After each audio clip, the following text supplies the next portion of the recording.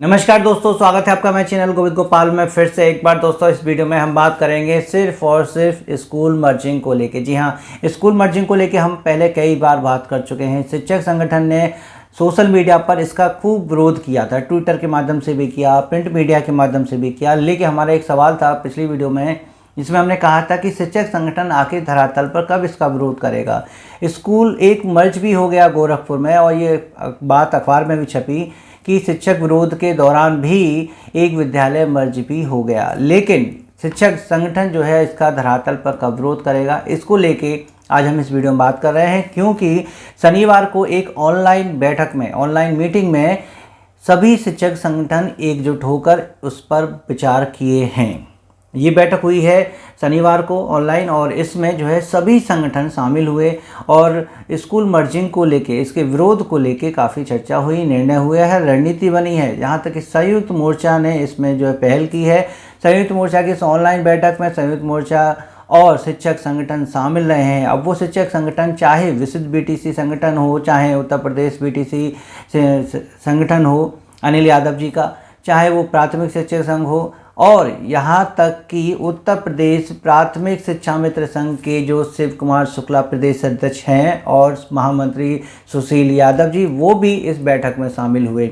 और सबसे बड़ी बात कि अटेवा के जो प्रदेश अध्यक्ष हैं विजय कुमार बंधु जी, वो भी इसमें शामिल हुए। तो सोचिए कि शिक्षक संगठन अब एकजुट हो चुका। इस ऑनलाइन बैठक में उन्होंने निर्णय ले लिया है कि हमें अब इसका विरोध धरातल पर कब करना है, यानी कब कब जिला कार्यालय या हो सकता है कि प्रदेश स्तर पर इसका धरना हो और सरकार से इस आदेश को वापस लेने की बात कही जाए।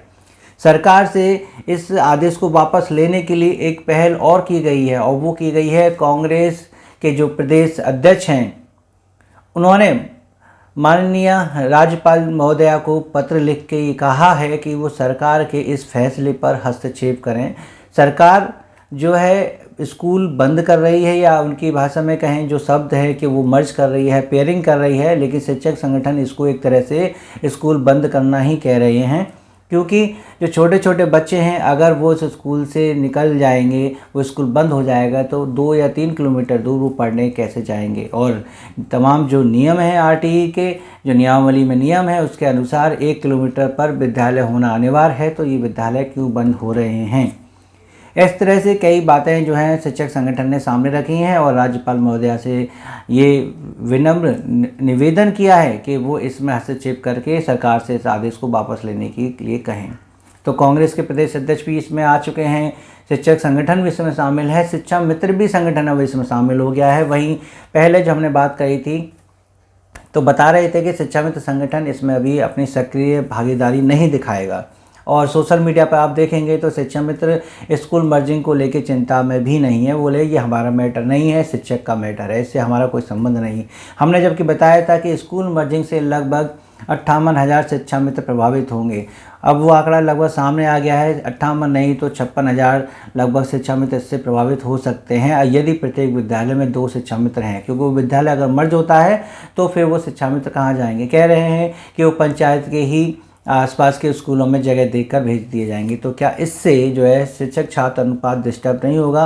क्योंकि सरकार कहती है कि हर कक्षा में एक शिक्षक हो, और उसी में अगर 5 शिक्षक वो रख लेंगी, क्योंकि शिक्षा मित्रों को पहले भी शामिल इसमें नहीं किया गया था। जब प्रमोशन या वरीयता के क्रम में रखे गए थे, समायोजन जब हो रहे थे शिक्षकों को, तब शिक्षा मित्रों को इसमें शामिल नहीं किया गया था, और प्रत्येक विद्यालय में एक प्रधानाध्यापक या एक सहायक अध्यापक होना अनिवार्य कर दिया गया था। तो उस हिसाब से भी उनको अलग रखा गया था। तो क्या अब इसमें भी अलग रख के एक विद्यालय में 9 लोग पढ़ाएंगे, 2 शिक्षक पहले से होंगे, 2 स्कूल के बंद होने पे आ जाएंगे, और 5 शिक्षक सरकार को करने हैं प्रत्येक कक्षा के लिए। तो ये व्यवस्था कैसी रहेगी, सही रहेगी, या आप बता सकते हैं नीचे कमेंट करके कि अगर ऐसी स्थिति बनती है तो क्या वो विकल्प ज़्यादा बेहतर होगा। बात अगर स्कूल मर्जिंग की भी है तो ये भी इस बात सामने आई है कि अब स्कूल मर्जिंग जो है ज़बरदस्ती नहीं है, कोई अनिवार्य नहीं है। क्योंकि जो प्रदेश से आदेश आया है उसमें छात्र संख्या निर्धारित नहीं है। छात्र संख्या जो है जिला स्तर पर तय की जा रही है, यानी कि जिला बेसिस शिक्षा अधिकारी और डीएम महोदय इसकी संख्या को निर्धारित कर रहे हैं। उनका कहना है कि जिले की स्थिति को जिला बेसिस शिक्षा अधिकारी और डीएम महोदय बेहतर तरीके से जानते हैं, तो वही निर्णय लें कि कौन कौन से विद्यालय मर्ज किए जाने हैं। पहली बात यहाँ पर हो गई कि ये अधिकार बीएसए महोदय को दे दिया गया, तो क्या शिक्षक संगठन अब पूर्ण जोर अपना जो है बीएसए कार्यालय पर लगाएगा या प्रदेश स्तर पर लगाएगा? तो इस आदेश को पूर्णतः निरस्त करने के लिए तो शायद प्रदेश स्तर पर ही धरना आयोजित किया जाए, लेकिन जिला स्तर से ये शुरुआत की जा सकती है। अब बात जब यहाँ आ गई कि बीएसए महोदय बताएंगे कि आपके विद्यालय में जो छात्र संख्या है वो न्यूनतम कितनी हो जिसके बाद विद्यालय बंद हो, तो एक आदेश लखनऊ से ही आया था, जहां लखनऊ के जिला विशेष शिक्षा अधिकारी महोदय ने एक विद्यालय के समस्त स्टाफ को कठोर चेतावनी दे दी थी कि आपने जो है स्कूल मर्जिंग से संबंधित सही जानकारी जनमानस को नहीं दी है, गांव के अभिभावकों को नहीं दी है, और वो जो है अब इसका विरोध कर रहे हैं। आपको जानकारी सही तरीके से देनी चाहिए थी, उनको विरोध नहीं करना चाहिए था, उनको नारेबाजी नहीं करनी चाहिए थी। इसलिए जो विद्यालय का समस्त स्टाफ था उसको कठोर चेतावनी दे दी कि भविष्य में अगर ऐसा होता है तो आप पर कठोर कार्रवाई की जाएगी। तो क्या अब विद्यालय मर्जिंग करने के लिए या फिर अभिभावक ग्राम प्रधान को समझाने के लिए विद्यालय की जिम्मेदारी बनती है, विद्यालय के स्टाफ की जिम्मेदारी बनती है कि वो गांव लोगों को समझाए कि ये आपके हित में है?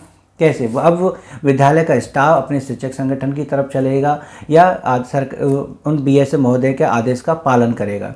ये बात समस्या की है और शिक्षक संगठन को इसका संज्ञान लेना चाहिए कि ये कार्य शिक्षक का नहीं है। स्कूल मर्जिंग अगर किसी भी प्रकार से लाभदायक है, उससे और अच्छे परिणाम निकल के आएंगे तो सरकार का कार्य है कि वो इसे जनमानस तक पहुंचाए, लेकिन शिक्षक संगठन इसके पूर्ण विरोध में है और वो इसकी खामियां भी बता रहे हैं। यहाँ तक कि ये सबसे ज़्यादा बच्चों के हित में नहीं है।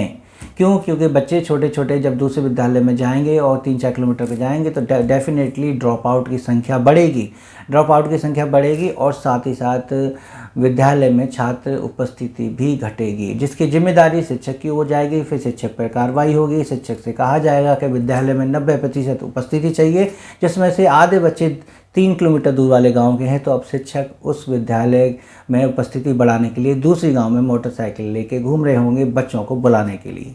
ऐसी कई धरातल पर जो है समस्याएं सामने आएंगी, लेकिन विद्यालय मर्जिंग को लेकर सरकार भी जो है सख्त है और जो है ये शायद प्रक्रिया चलती रहेगी। इसका विरोध भी शिक्षक संगठन करता रहेगा और शिक्षा मित्र संगठन की इसमें सहभागिता के साथ ये सुनिश्चित किया जा सकता है कि अब शिक्षा मित्र संगठन भी शिक्षक संगठन के साथ है और वो भी स्कूल मर्जिंग को लेकर विरोध में शामिल है।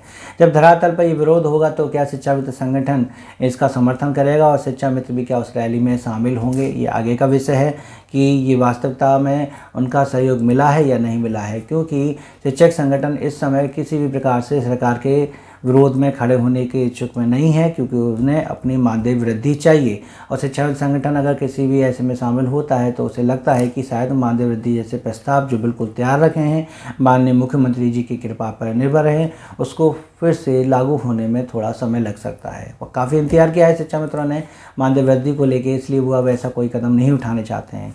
यहाँ तक कि जो पीएड वाले हैं, जो बीटीसी वाले हैं, उनके संगठन को भी इसमें शामिल करने की बात कही जा रही है, ताकि आगे जब कभी भविष्य में भर्ती निकलें तो उनको लाभ मिल सके। और अगर ये स्कूल मर्जिंग चालू रही तो भविष्य में भर्ती के सपने देखना छोड़ दें वो अभ्यर्थी जो किसी भर्ती को निकलवाने के लिए शिक्षा सेवा चयन आयोग पर पिछले 15 दिनों से आंदोलन कर रहे थे।